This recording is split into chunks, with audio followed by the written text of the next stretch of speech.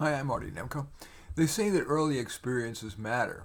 If so, no one would have said I'd end up writing 12 books that have sold a lot of copies and over almost 4,000 nationally published articles.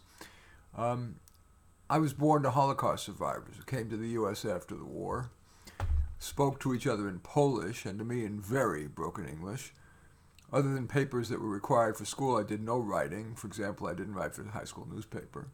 My first publication? In college, I was on the baseball team, and to impress the manager, I wrote an article about him, which got published in the college newspaper. I took one writing course, expository writing, got a B minus. My first paper in graduate school was graded as follows: B, should have been an F, except you tried so hard. The first article I submitted for publication was rejected with a form letter, plus one line: your writing needs work. The turning point was a visit to a kindergarten class in 1982. I saw my first word processing program, one for young children. It was called Bank Street Writer. I figured that if kindergartners could use it, even though I'm no techie, and indeed had never touched a computer before, I might be able to. So I tried it and loved that I could erase and move sentences without retyping the page. I then decided to get a computer and write something. I like to think big, so the first thing I wrote was a book. It was called How to Get Your Child a Private School Education in a Public School.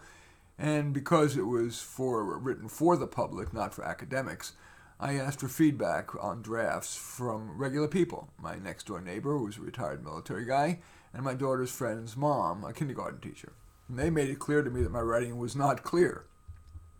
Unconsciously, I was trying to impress more than to communicate, and since then, clarity has become high priority for me. In any case, the book did get published.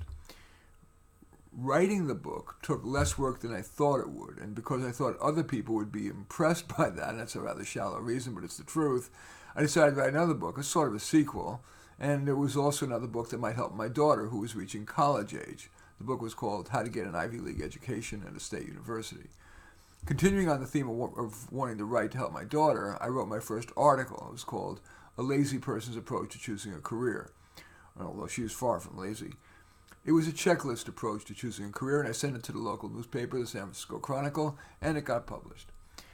A few months later, that newspaper started a career section and asked me to write a mini column with little-known career advice. So I wrote Under the Radar, was the name of the columnette, for more than 5 years.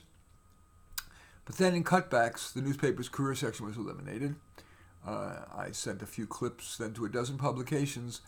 Bigger. I decided, why if you're going to turn lemons into lemonade? So I sent, instead of just local publications, I sent it to only national ones. Whereupon I started Kiplinger's, then Bankrate, then U.S. News, then Time, where I got my first exposure to media bias. I had submitted 19 essays for Time's Idea section, and all 19 were published. And as number 20, I submitted my first politically incorrect one, and that was The Case for Israel. It was an essay I believe was arguably my best, but it was rejected, and from then on, Time never even responded to any of my submissions, let alone published any.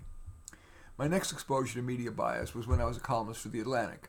I was rather the fair-haired boy there, with my editor praising everything I did, and he published 100% of everything I submitted. Then, he asked me to write a column on which gender, net, has it better. I argued that women do. He liked the column and published it, but he was immediately bombarded with email from women's groups, whereupon he terminated me. That brought me to Psychology Today, where they've allowed me to publish 1,528 out of my 1,530 submissions. I didn't think it was right of them to not publish the other two, again, both because neither of those two weren't PC, but I could hardly complain given the acceptance rate, so I just swallowed it and wrote my next post. Interspersed with those shorter writings, I've written more books, half with major publishers. My latest is Careers for Dummies. It was a Wiley book last year. And half self-published. And all of them have done poorly, except for one, Cool Careers for Dummies, which in 3 editions sold 125,000 copies. I've said I don't want to write more books. They're too likely to fail, especially in today's short-form, video-centric era. Yet, it's important to judge a person not by what he said, but by what he does. So I've just submitted a proposal for yet another book. This one's called Baby Steps, 101 Small Changes That Can Make a Big Difference in Your Life and Work.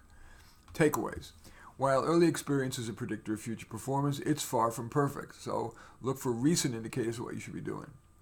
Start with baby steps. If chance hadn't put me in front of a children's word processing program, it might have been a decade before I started writing. Think big. As Goethe wrote, small goals move no one. That's why my first writing on a computer was a book. That's why when the Chronicle closed its career section, I sent my clips only to national publications.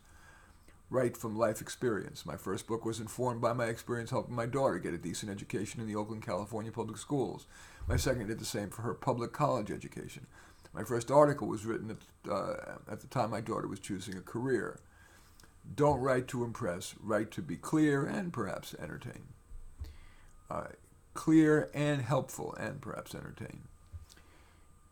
Censorship of politically incorrect thought is real and is accelerating, much to society's ultimate detriment, but to ignore what's going to get you censured, or published is dangerous. And finally, don't write for the money. You can almost assuredly make more money per hour flipping burgers.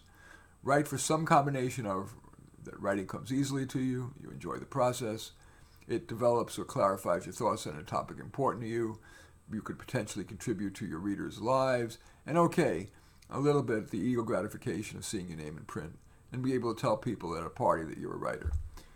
Anyway, I thank you for watching. By the way, I also have a perhaps instructive history as a professional musician, which I've also been my whole life.